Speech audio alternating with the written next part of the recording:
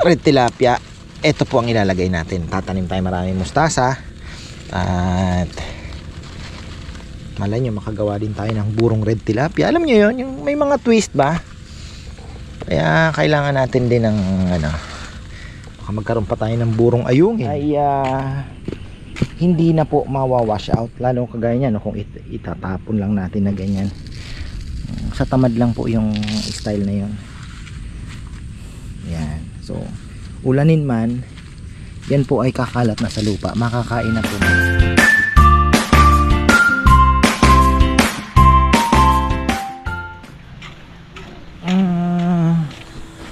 Ayan mga farmer, magandang buhay. Inuulan tayo ngayon. Nagluluto ako ng kinamatisan. Ibig sabihin maraming kamatis. Yan, namalengke ako kanina ng spare ribs. Tapos kukuha ko ng mustasa. Ayan. At syempre tayo naman po ay dala na ng pakain doon. Ayan o, pati po dito may mga daga na. Pero gumawa na po kami ng paraan at inuunti-unti na po namin linisin din yung garahe. At naglaso na rin po kami. Tapos ito, papakain tayo ng tilapia. Tapos tayo naman po ay mamaya magpe-fertilizer ako ng papaya kasi ang ganda ngayon. Tandaan ninyo, pag nag-fertilizer kayo, pag hindi umulan, didiligin ninyo. Siyempre, para malusaw po yun at humalo sa lupa at masipsip ng halaman. Pero pagka ganitong umaambon-ambon, umuulan, ang ganda kasi talaga pong ma-absorb ng lupa at the same time ay mabilis pong makakain ng halaman ninyo. Hindi na po namin sinusunod yung monthly na pag-aabono ng papaya kasi sabi ko nga nung nakaraan, yung papaya po namin ay maraming kaagaw sa fertilizer. So pag maraming kaagaw, ibig sabihin nawawala po agad, kagaya ng nyug at yan, especially nyug po ang katabi niya, kaya saging, kaya ayun, kinakain lang po. Ang daming dami nating ayungin lumalabas. So pakain tayo. Sa kabilang vlog yan mga farmer. Daming red tilapia na. Tingnan nyo naman. Dahil hindi gaano nag-i-spray ay minsan may mga kalaban din. Gaya po nito. Ayan lilinisin na lang natin yan. At yan naman po ay hindi natin. Yan, tingnan nyo yung mga natabunan nung malalaki. Dahil hindi na po ito masyadong dikit-dikit, di kagaya ng dati. Pero tingnan nyo, may natalo pa din. Ganun talaga. Ganun po talaga. Ayan, lalaki pa yan, yung mga naiwan. So kuko tayo yung mga giant, di ba? Ito na po ilalagay nating gulay doon sa kinamatisan ko. Fresh na fresh. Pagka tayo ay nagkaroon ng sinigang sa miso na red tilapia, ito po ang ilalagay natin. Tatanim tayo maraming mustasa. At malay nyo, makagawa din tayo ng burong red tilapia. Alam nyo yun, yung may mga twist ba? Kaya kailangan natin din ng baka magkaroon pa tayo ng burong ayungin. Alam nyo, binuburo lahat yan Yaw. Pwede na to. Parang dami na. Dami na. Uy, ito lang nga. Ayan labanos. At ito ang ilalagay. Ito naman, baka mag stir fry tayo. Ito masarap kainin to sa gabi. Mag stir fry ka lang ng bok choy. Pwede na, di ba? Stir fry. Uy, tingnan mo, ang sarap ng buhay ng visit na palakal. Si Nainay huhulihin yan. Ako, takot ako dyan Pero si Nainay titirahin yan. Daga nga, hindi natakot Yung anak ko, tapang. Gupitin siguro natin sa dalawa. At medyo makapal, mahaba, malaki. Tapos nung isang araw tinira natin ng kambing. Pero ayan na po sila. Tumutubo na naman yung mga talbos. Ayan, palabas na naman. nung Saturday tinira ng kambing. Hindi ko alam kung nakuha na nung may-ari, kasi parang hinahayaan niya lang kasi. Yan na. O, ito na yung ating nakuhang bituka. Ang unahin natin, ito si Aviark. Nakita ko sa vlog, Aviark mga ka-farmer, ay ang bilis lumaki, 1 year lang. So ayan hindi magaspang, bilog. Ayan, legit na legit po yan at crafted yan. Ayan. So ito tayo. Ito parang medyo mahina ang talo pa siya nung nasa timba Ano ba pare koy, itong lalamay alam niya. 3 years ang target natin. 3 years. Yun ang pangako ng nagbenta. 3 to 4 years daw. Umunga na. Yung malaki nga na double rootstock, 2 years daw. Pero ay 3 years na lang. May buhay at lakas pa tayo. Titikman natin yan. Diba? Bibigyan pa tayo ng Panginoon ng buhay at lakas. Dapat pala mahirap maghukay ngayon. Marami naman pong tayong lalagay avocado. Tapos ito yung mga makopa, kahit di na siguro yan. Tinawag pa ako ni ate kasi ate dalaga. Doon na ako sa kabila dadaan. Yung mo, bituka mo kanya. Sabi ko, sige po, babalik tayo. Balikan ko kayo. Magbukain ng mga buwisit na aso. Hindi naman nila kinakain, ginugulo lang. Amoy lang. Ay, langaw. Napakataba po nito para sa ating mga halaman.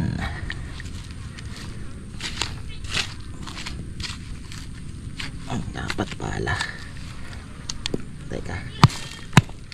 Pala dapat Oh.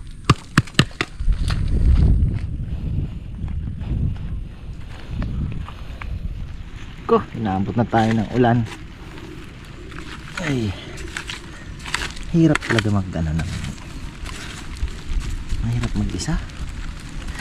Bagay kahit sa anong klase ng buhay mga sabi nga nila mahirap mag-isa. Ay, kahit saan mo daanin, iba talaga yung may katuwang sa buhay. Ay,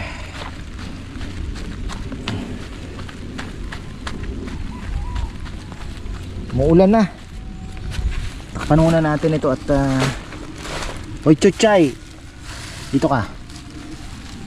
Don't do it I'm telling you, don't do it. Yan ay ulan mamaya na lang tayo uli. Total farming segment na lang naman tayo. Pero gusto ko sana mag-abono ng papaya, dahil matagal-tagal na rin po na hindi ako ang nag-aabono. Gusto ko talaga kumbaga makita ko ako mismo, kasi syempre si Kongkong iba din po ang diskarte niya, di ba? So gusto ko sana ako. Tingnan natin na mawala yung yung ulan-ulan na yan. Haba na lang tayo ng pala. Ayan, pala. Ay, bala ko palang ihaluan ng bala ko pa natin haluan ng 0060. Ayan. Yan, mayroon pa akong 3 kilo. Mayroon pa dun 3 kilong 3 kilong potassium lagay natin. Tapos siguro kahit mga 4 na kilo na ano, so most likely mga 70 to 60 siguro ang 60 doon. Mga ganun ang mangyayari. Yung 60 yung potassium, diba, NPK. So ganun yun, divided by 2. Kung 3 kilo ang ilalagay natin, magiging 60 siya. Ano, divided by 2, 40. So diba, maganda. Kasi iba pa rin po yung mayroon nitrogen at phosphorus. Ang maganda sa Yara kasi marami ang tanggalin pa ba natin to? Kung ito ang ipang sasalok natin, ang ganda sana makakuha tayo ng kung ano, pang salok kahit maliit lang, parang tasa. Dito muna tayo. Tutuwa ako dito sa mga papaya natin. Sana wala nang lumabas na may sakit, ano. Pero effective po, ano, ginawa natin, ganda. Kasi kung hindi ko tinanggal yun, wala na yun, dilaw na po lahat ito. Sacrifice tayo ng ilang puno, pero tingnan nyo naman, diba? Wag lang mababagyo, wag lang pong mababagyo. Hanap tayo ng magandang pala. Ewan ko ba sa mga pala natin, yung magagandang pala laging nawawala. Yan, kuha tayo ng naandito daw, dinala ni Kongkong yung fertilizer natin, andun siguro sa Tambayan. Shoutout pala kay Tito Noel Yabut, pauwi na raw siya ng US. US sila for 3 months yata. At syempre hararakit ito, hararakit. Yan, hararakit. Nahirapan ako maghanap, nahirapan tayo maghanap. So ayan, itong 0060 talagang 60 lang po siya, talagang puro potassium lang siya. Ito kasing Yara Mila Winner ay 20 lang mga farmer, 20%. Tapos ang phosphorus niya 9 and 15% nitrogen. So ang kinaganda dito, kahit mahina yung, although ito na yung inilalagay na fertilizer na pangpalaki po ng bunga, kaya lang pag tiningnan nyo yung 20 parang kulang pa din compared doon sa 14 hahaluan nyo ng 0060, kasi 14 plus 60 is 74 divided by 2, that is 37, tama ba? Oo, 37. So parang ang mangyayari 77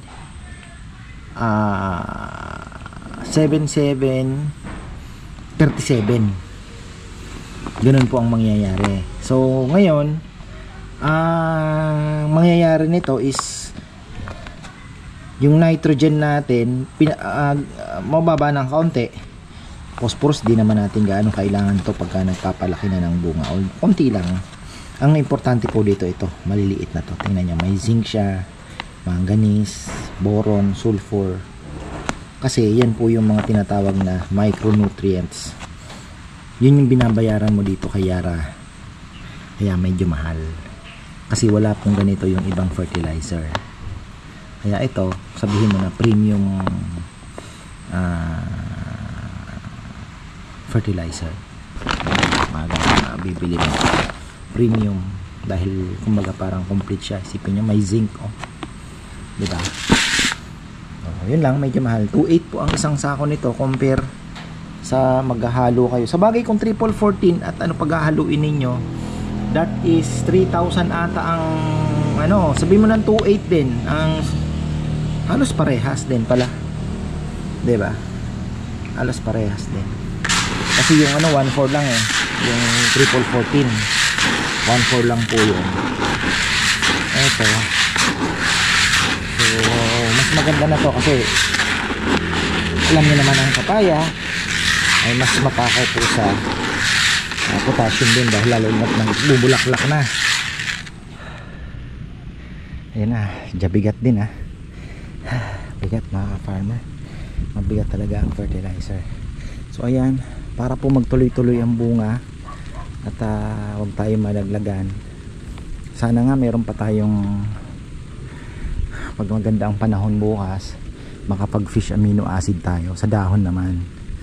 So nagbigay ka ng fertilizer, may fish amino acid ka, yun po kasi ang tutulong sa pag-process ng mga nutrients na nakukuha niya, yung fish amino. Malaking tulong po yun. So ayun, para tuloy-tuloy po ang bunga at wag sana tayo maputulan, yun ang goal natin.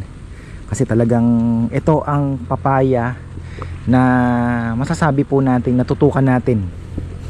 Kasi yung mga nakaraan talagang ito mas natutukan. Kung hindi man po tutok na tutok, natutukan po natin to ng maayos. Kagaya nung yun nga, yung pagkontrol po ng virus, 'di ba? Kikita niyo naman, binubunot ko agad kahit malaki na, wala na. No mercy tayo, pikit mata. Pikit mata. Huwag po kayong matutokso na ano natin, i-fungicide natin, sayang. Kasi maniwala kayo, kakalat po 'yan. Gagapangin yan paunti-unti, kikita nyo lahat ng magdidilawan. So ayun, sana nakatulong po yung aking ginagawa sa backyard gardening po ng papaya ninyo, lalo na kung medyo marami din, kagaya po nito sa area namin. Tatanim kayo ng medyo marami, sabihin mo ng 100 trees, di ba, no? 100 pieces na tapos yun, syempre ang payo ko, dapat wag na pong kayong manghinayang sa gagastusin ninyo sa seedlings o kaya sa butong bibilhin ninyo. Talaga pong medyo may kamahalan. Kahit buto pa lang po, kahit tingnan nyo sa Shopee, mahal po ang buto ng certified. Kasi yun, sigurado po na babae. Huwag po kayong kukuha, ay papaya, ang laki ng bunga, kukuha ko ng buto, itatanim ko. Huwag po, mahihirapan po kahit sayang yung time. Kasi 50% chance yun po ay lalaki, yung may mga bulaklak. Ewan ko lang po itong mga wild na tumubo. Ayan, yan mga yun, mga buto yan, yung mga naandyan. Makikita nyo, baka lalaki po yan. So ayun, tapos ayun nga, pag may nakita po kayo na nag yellow, hindi po yung yellow na ganito ha, hindi po ito, yung yellow po dito, yung nag-uumpisa, ito wala to, old leaves na yan, ibig sabihin ito bago to bago po yan, palit yun nga, hindi na natin nalagyan. Baka ilagay natin dito na lang, baka po yung mahaba na yan muna for the meantime. May puno tayong ilalagay sa gitna, pero baka po seedling bed. Pagka nag-click yung ating dahon ng sibuyas, yung mukhang gumaganda, baka po pag natambakan natin to, baka po maglagay na tayo ng another bed po para sa onion leeks. So dito na natin. Pero yung sa gitna, syempre yung mga fruit bearing na kung ano man ang gusto nating ilagay, like na langka, lagay tayo ng langka mga farmer. Kung papala rin, baka may dumating na avocado, so pwede nating isingit dyan. Kasi itong mga lemon, hindi pa yan sure wala pa yan, maliit lang naman yan, wala namang problema. So pwede tayong mag-usog ng kaunti dito, baka avocado tayo dyan mga farmer. Kasi itong papaya, ano lang naman yan diba, hindi naman pang matagalan. So ayan, so nakikita nyo po ang mga puno natin, nagdidikit na yung mga dahon nila. So ibig sabihin, diyan na po tayo sa gitna maglalagay. So sharing na yan, pero dito lalagay din tayo para magkabila. So maglagay din tayo ng konti dyan. Ang cashier nya naman itong suha. So ayun, tapos dito, doon sa mga gitna maglalagay tayo. Marami-rami. So ayan po kung nakikita po ninyo, pakita ko lang tingnan nyo yung ugat ng papaya. Andito tayo sa dulo, ayan kasi ayan po yung kanyang dahon. So mostly naandyan po yung dulo ng ugat. So dito siya kakain. Kaya dito tayo naglalagay ng fertilizer. huwag po doon. Yan, inuulit-ulit naman natin yan. So dito tayo maglalagay, ganon. At make sure, mas maganda po talaga nakabaon, kasi umulan man, hati na siguro sila dito.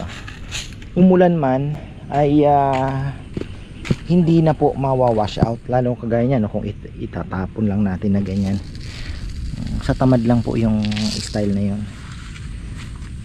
Yan, so ulanin man, yan po ay kakalat na sa lupa, makakain na po ng ating papaya. Yan, kita nyo, oh, ayos na, ganun. Antay na lang ng ulan yan.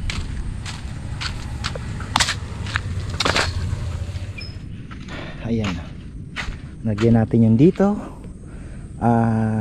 Sana no, makapagpatuloy-tuloy po tayo ng bunga. Alam niyo naman, medyo mahirap po yun. It's quite challenging, sabi nga nila. Medyo mahirap po talaga, kasi yung iba nga niyan tinatanggalan talaga nila ng, nagbabawas po. Pero kung ganyan, tag-iisa, kasi minsan makikita po ninyo pag nagbunga dito, minsan dalawa, mayroon pang isa dito, tatanggalin nyo na yon para makapag-concentrate na doon sa isa. Pero ito okay na to. Ito hindi ko alam kung magtutuloy, alanganin yan. So ayan, minsan natanggal na po yan, pero hayaan lang natin, kasi sana magtuloy-tuloy po. Ano, ayan, flower niya to, mga hybrid na kasi to kaya ano, ibang klase na. So ayan, hopefully tuloy-tuloy. Yung iba nga nalaglag na, yung may iba sa umpisa pa lang po mga nalaglag na. Yung ibang papaya, lalo na po pagka talagang naalagaan ng maigi at na full sun, kasi ang papaya po matakaw sa araw. Gusto niyan is 80% sunlight, talagang naaarawan siya. Buti na lang dito, pagdating na mga 10 o'clock may araw na siya. So hindi ko nga ini-expect ini-expect ko po dito ano to parang yung tataas ng tataas, kasi nga kulang po sa araw. Pero yun, okay naman po. Yun lang, sana wag naman mabagyo. Yun na lang kalaban natin. Tapos isa sa kinaganda dito, wala silang gaanong kaagaw mga farmer, tsaka basal yung lupa. Yun doon sa kabila, kung baga para kang naglagay ng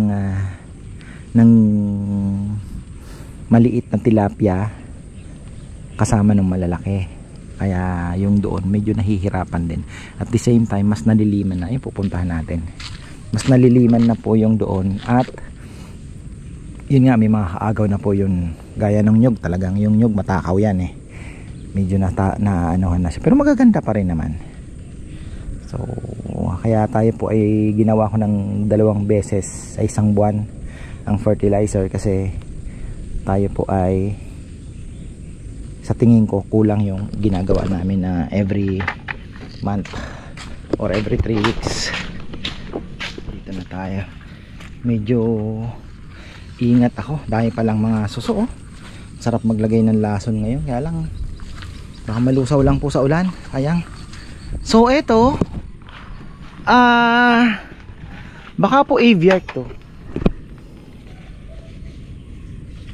di ko lang alam kasi ito po ay nabili natin buto, pero galing daw pong Davao, kaya lang long time ago na pero bilog po ang kanyang dahon at hindi magaspang, ay hindi mabalahibo. So malay natin aviark ito. Uy, ikaw ba aviark? Excited na ako sa aviark. Ay, iba ito iba, pero parang isa nga lang pala pinagbilhan ko nito, isa lang ano kaya ang mangyayari dito? May mga bunga-bunga na naman lumabas. Lagyan natin ng fertilizer. Bahala ka sa buhay mo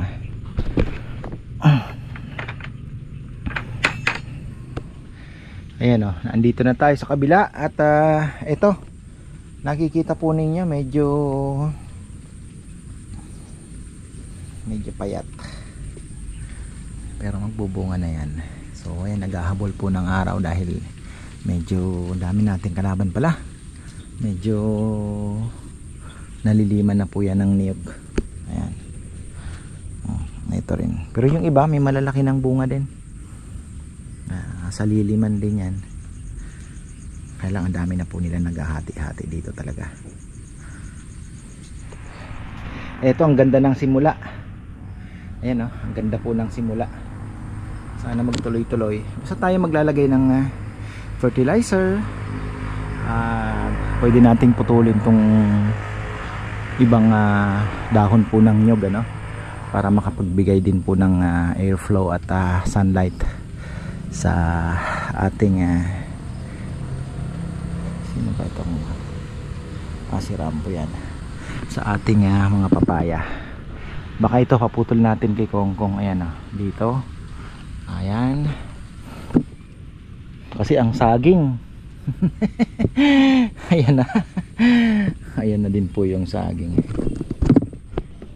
Ayan, nandito na tayo sa patapos na part at kinapos tayo mga farmer. Ayan, pakita ko lang po yung ibang ewan ko ano din to red lady to, pero ito yung tinatawag nilang bakla mga farmer, bakla. Tingnan nyo, ang daming bulaklak minsan yan yung sinasabi ko na may tinanggal lang po akong isang maliit para dito na siya mag-concentrate. Meron siyang maliit dito, bunga din, tinanggal ko na. So ayan, sana hindi ko alam kung magtutuloy. Ito pong klase po ng papaya na to, red lady din siya, kaya lang yung shape niya pahaba. Ayan kita nyo. Itong punong ito, mahirap po itong matagpuan mo na dikit-dikit ang bunga. Ano to, talagang hindi ko alam. Ito challenge po sa atin. Titingnan natin, mas dadamihan po natin ang ilalagay na fertilizer dito. At titingnan natin kung makakapagtuloy ng bunga na tuloy-tuloy na gano'n, no? Hindi yung putol, magkakagansal-gansal tinatawag, pangpangan. Magkakabutal-butal po siya na meron dito, kagaya nito, tingnan nyo, meron dito, nag-stop siya ng ilang baitang ba tawag dyan.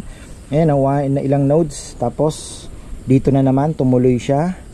Hindi ko alam kung magtutuloy to. Ayan, wala din to. Ito, ewan ko, sana magtuloy na, medyo malaki na. So ganyan siya, putol-putol. Etong isa, ganun din. Tingnan nyo po ito, pahaba din siya. So ganun din, tingnan nyo. Ito malalaki na pero ako maganda po ang bunga nito. Maganda ang bunga nito, tingnan nyo, lalaki pa po yan. Maganda po ang bunga niyan.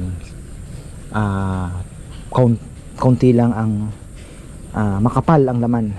Kaunti lang po ang hollow part. Tapos kaunti ang buto. Ayan. Matagal din kasi kami nagpapaya. Nasubukan ko na rin po sa YouTube yung mga sinasabi nila na kulay itim, bandang part dito yung buto ang kuhanin mo, yun lang ang kuhanin mo, yun ang itanim mo. Sinubukan na po namin yung lahat. Meron pa binubunot, tinitingnan yung ugat, meron daw na split yung pero hindi po yun 100% lahat. Kaya ewan ko, meron pang na paglumutang, alam niyo yun, yung mga ganon. Ay, sinubukan namin lahat yun. Tapos pakita ko lang po yung dayap. Ayan, may mga bunga na rin yung dayap natin. Itong dayap ay air layered na dayap po ito, hindi po ito grafted. At ayan, meron na, marami na pong bunga. Ang fertilizer naman ito, more on nitrogen lang. Pero kung triple 14, pwede rin naman. Tingnan nyo ito, bilog. Halos nag-skip lang siya dito isa. Dito, pero tingnan nyo diba? So, ganda. Dito kasi medyo may araw din. Arawan din siya ng maganda rito Ganda sana, no? Tuloy lang ang laban. Fertilizer ulit tayo. Ayan, medyo ninalamok na po ako. Hindi pa ako nagpapakain ng kalapate. Ito, yun nga lang, hindi na po siya kamali din ako. Dapat pala dun pa lang ano na ako na yun. Okay pa rin naman yan. Ayan. Ayan, natapos na tayo. At least pinawisan. At pag-exercise ng konti, although medyo linamok na tayo. At anong oras na? 5:30. Ayan, minsan po nagtatagal ako sa dati nung nagdidilig po ako ng mga kalamansi ko dati. Way back 6 years ago, mga ganon. Naiwan ko yung mag-ina ko. Minsan siya, si Debebe lang po mag-isa. Kasi wala pa pala si Chichi noon. Minsan nasa bahay lang po siya doon sa bahay ano. Ay nagdidilig po ako ng ando na pala si Chichi. Didilig ako ng kalamansi diyan. Minsan inaabot na ako ng dilim. Ayun, doon pa kami umuwi kay mama noon. Mga ganitong scene. Ganyan po. Ginagawa ko pa rin naman. Ayan. At siyempre hinahanap-hanap pa rin ng katawan mo. So ayan, magpapakain na lang po muna ako ng ating kalapate. At hanggang dito na lang mga ka-farmer. Hindi na ako nakapag hagis pa ng meron ba tayong ilaw? Wala tayong ilaw ano? Ayan no, makapalitin po ng ilaw yan. So may nangitlog. Hindi po muna ako magpapakawala kasi meron po tayong binuwing dito para masanay po muna sila dito sa kulungan na to at hindi na umuwi doon sa kabila kasi mahihirapan tayo. Ayan, mahihirapan po tayo. Ito yung pilay. Mahihirapan tayong bumisita dito yung isang club, buong Pampanga din naman. Sila yung in charge dito sa Arayat. Gandang-ganda po sila sa mga ibon natin. Gandang-ganda po sila sa mga ibon. Sabi niya, sir, sayang yung ibon nyo. Ino-offeran nga ako na ako nagagastos ako nabibili ng singsing. Kanya ilaban lang natin. Sabi ko, saka na muna kasi malaking responsibilidad eh. Ayoko din naman pong siyempre, di ba? Hindi naman tayo full time. Kasi actually ito, ano po ito? Yung iba, kaya nag-aaway po ang mga mag-asawa dito sa kalapati eh. Pagka hindi kasi naportahan nga naman ng asawa mo, talagang mapapaaway ka dahil breeder yun Siyempre mapapabayaan mo yung trabaho, no? Ganun ba? Ayan, pakain muna tayo. So ayan, marami pong salamat at magandang buhay.